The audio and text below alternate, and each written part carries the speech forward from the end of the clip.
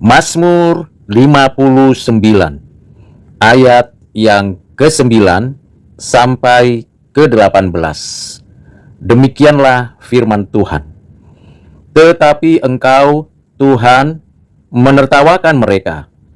Engkau mengolok-olok segala bangsa. Ya, kekuatanku, aku mau berpegang padamu. Sebab Allah adalah kota bentengku. Allahku dengan kasih setianya akan menyongsong aku. Allah akan membuat aku memandang rendah seteru-seteruku. Janganlah membunuh mereka supaya bangsaku tidak lupa. Halaulah mereka kian kemari dengan kuasamu, dan jatuhkanlah mereka, ya Tuhan, perisai kami. Karena dosa mulut mereka adalah perkataan bibirnya. Biarlah mereka tertangkap dalam kecongkakannya. Oleh karena sumpah serapah dan dusta yang mereka ceritakan, habisilah mereka dalam geram, habisilah, sehingga mereka tidak ada lagi, supaya mereka sadar bahwa Allah memerintah di antara keturunan Yakub sampai ke ujung bumi. Pada waktu senja, mereka datang kembali. Mereka melolong seperti anjing dan mengelilingi kota. Mereka mengembara mencari makan. Apabila mereka tidak kenyang, maka mereka mengaum. Tetapi aku mau menyanyikan kekuatanmu. Pada waktu pagi aku mau bersorak-sorai karena kasih setiamu. Sebab engkau telah menjadi kota bentengku, tempat pelarianku pada waktu kesesakanku. Ya, kekuatanku, bagimu aku mau bermazmur. Sebab Allah adalah kota bentengku, Allahku dengan kasih setianya. Demikian firman Tuhan bagi kita sekalian. Berbahagialah setiap orang yang menyimpan firman Tuhan dan melakukan kehendak Allah dalam hidupnya. Mazmur 59 ayat 8-17 ini memberikan pengajaran kepada kita mengenai keyakinan diri kita kepada Allah. Dalam hal ini, Daud membesarkan hatinya karena dia diancam oleh kekuatan musuh-musuhnya. Dengan tekad yang saleh, ia hendak menantikan Allah. Ia percaya penuh akan tetap memujinya. Pertama, ia bertekad untuk menantikan Allah. Pada ayat 10 dituliskan, oleh karena kekuatanku, aku akan menantikanmu. Artinya, saudara yang kekasih di dalam Kristus, hidup kita sungguh memiliki pengharapan karena kita sungguh dengan iman meyakini Allah yang adalah dirinya sendiri, yang menunjukkan kasih setianya, yang menyongsong, menopang, mengaruniakan berkat-berkat kebaikannya dan karunia-Nya bagi orang-orang pilihannya, yang telah menjawab doa dan menyelenggarakan kebaikan bagi orang-orang pilihannya, yang menghibur hati orang-orang percaya, yang bergantung dan bersandar kepada Tuhan Allah.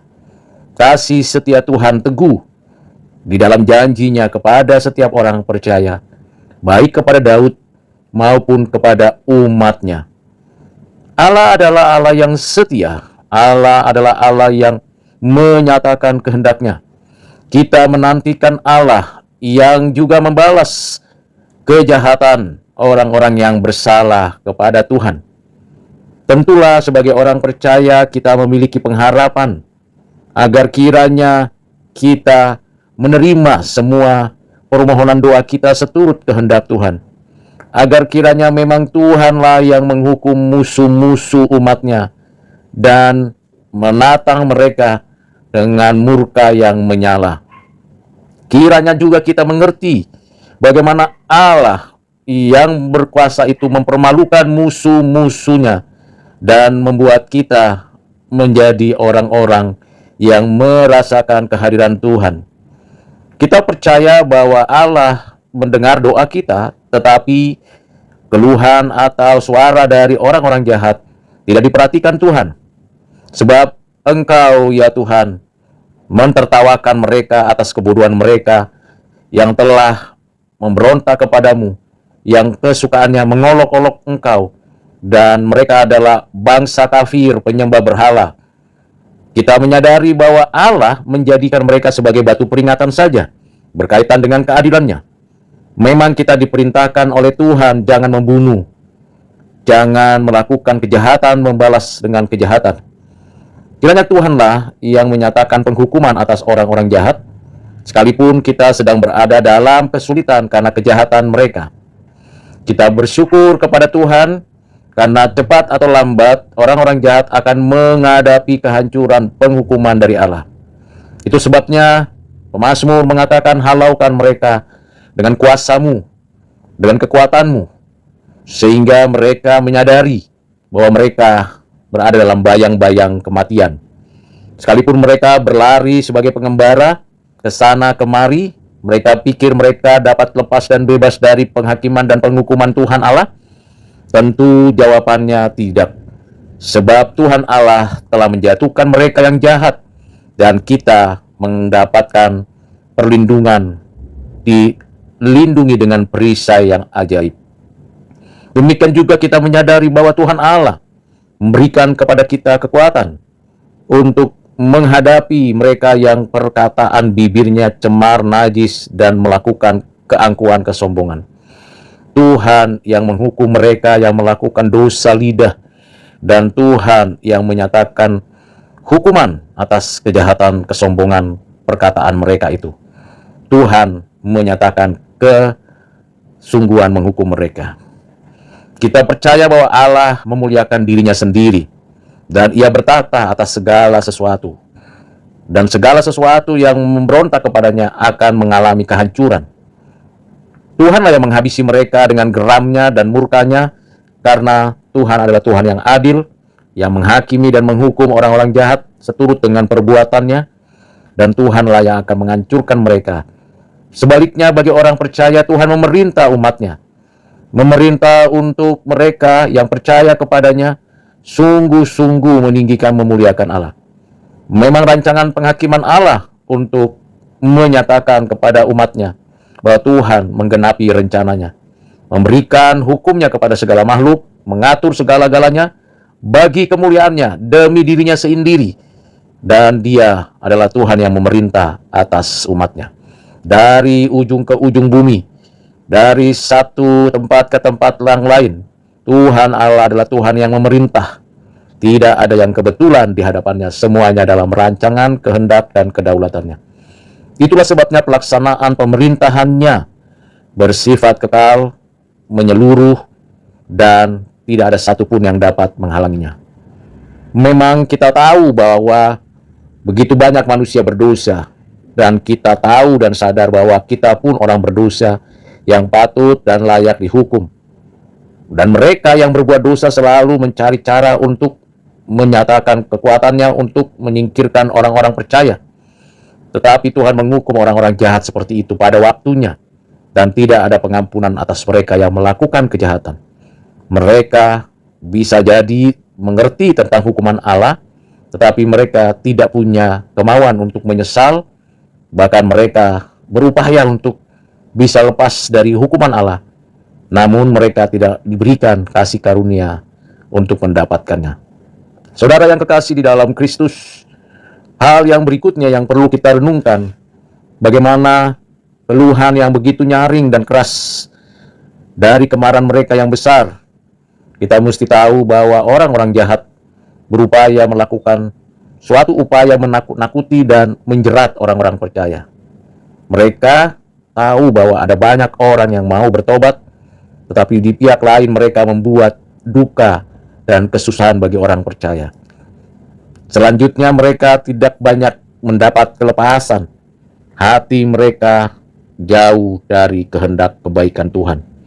Mereka keliling kota, mengembara mencari makan. Mereka merasa tidak kenyang. Kalau kita lihat, makin lama orang jahat makin rakus.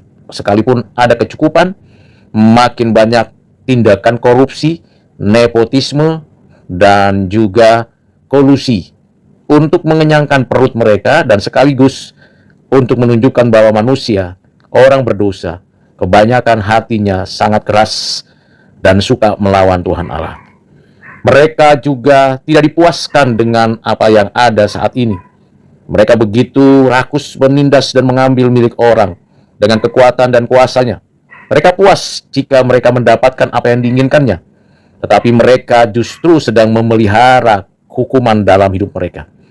Tuhan Allah pemilik jagat raya ini dan segala isinya begitu marah terhadap mereka yang melakukan kejahatan, apalagi mereka yang memberhalakan perut mereka. Tuhan Allah marah dan murka terhadap orang-orang rakus dan mereka yang korup, yang nepotisme, yang kolusi, yang memiskinkan banyak orang. Dengan kondisi seperti itu, saudara, kita meyakini bagian penting yang perlu kita renungkan, yaitu kita sebagai orang percaya memiliki suatu pengharapan untuk memuja Allah atas segala pemeliharaannya yang tak habis-habisnya. Kita memuji Tuhan Allah untuk memuji Dia dalam hati dan perbuatannya, agar kiranya anugerah Allah membuat kita mendapatkan kemampuan memujinya.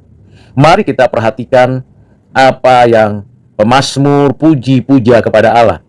Pemazmur memuji kuasa dan kasih setia Allah.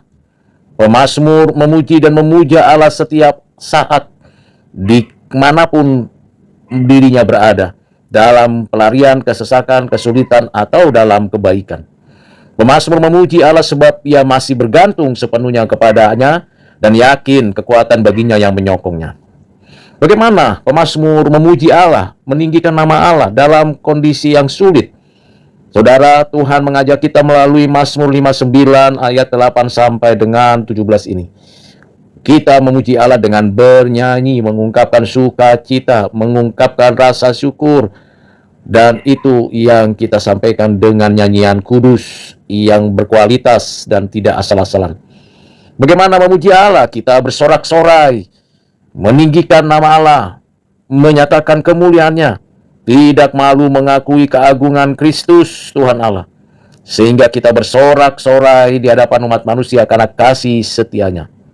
Bagaimana kita memuji Tuhan Allah? Di waktu pagi hari, malam hari, setiap hari, kita memuji Allah sebelum memulai aktivitas, pada waktu segala sesuatu kita lewati dan jalani, juga pada waktu malam hari kita bersorak-sorai, tidak dibatasi ruang dan waktu.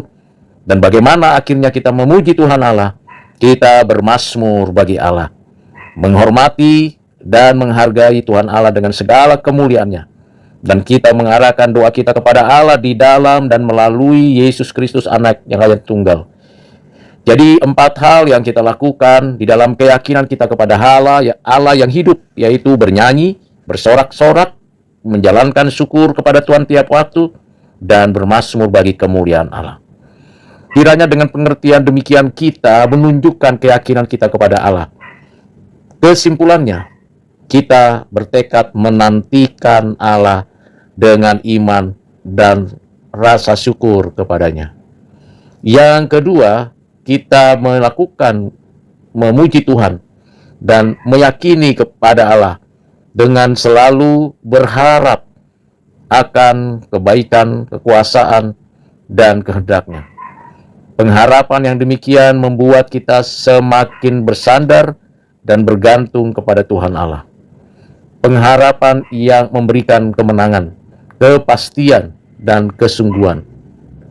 Dengan demikian, saya dan saudara sungguh-sungguh menunjukkan keyakinan kita kepada Tuhan Allah dalam keseharian kita.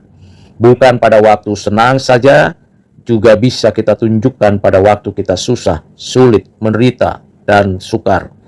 Kita meyakini bahwa Allah adalah Allah yang hidup dan yang menghidupkan, Allah yang mengerti, yang pernah mengalami dan merasakan sendiri kesusahan dan kesulitan. Allah adalah Allah yang menyatakan kehendak-Nya. Kiranya dengan pembacaan Mazmur 59 ayat 8 sampai dengan 17 memperlengkapi kita untuk semakin yakin kepada Allah. Kiranya Tuhan menolong saudara sekalian dimanapun berada. Dalam nama Tuhan Yesus. Amin.